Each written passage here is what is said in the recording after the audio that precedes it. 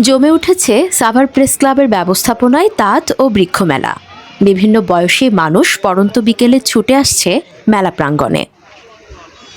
দিন যত অতিবাহিত হচ্ছে, মেলাকে ঘিরে বিভিন্ন বয়সী মানুষের মাঝে ততই উৎসবের আমেজ বিরাজ করছে।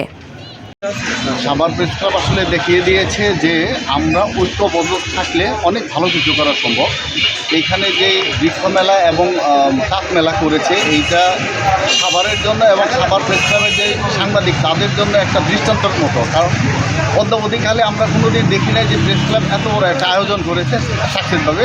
এবার কিন্তু শুধুমাত্র সুচিন্তা এবং সুন্দরভাবে চেষ্টা করেছে বিদায় তারা দেখিয়ে দিতে পারছে যে সুন্দর একটা মেলা হয়েছে। যাতে এন থেকে সাধারণ মানুষ গাছপালা নিয়ে গাছ নিয়ে রোপণ করতে পারবে। তো আমরা দেখেছি আমাদের এই মেলার মধ্যে বৃক্ষরোপণ খুবই কম দামে বিক্রি হচ্ছে। সারা বছর যেহেতু এই যে বৃক্ষ মেলা, সাভারের বৃক্ষ মেলা দিয়েছে, কাস্টমারের চাহিদাও যেরকম আছে, আমাদের সেলও তেমন ভালো হচ্ছে। আমরা সরকারের তারেক রহমানের 25 কোটি গাছের উদ্যোগ নিয়ে আমরা এই আয়োজনটা করেছি। 1 লক্ষ গাছ আমরা সেল করার আশা করছি।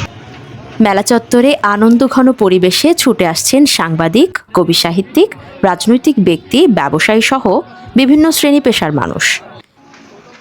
নিরাপত্তার চাদরে বলয় মেলা প্রাঙ্গণ।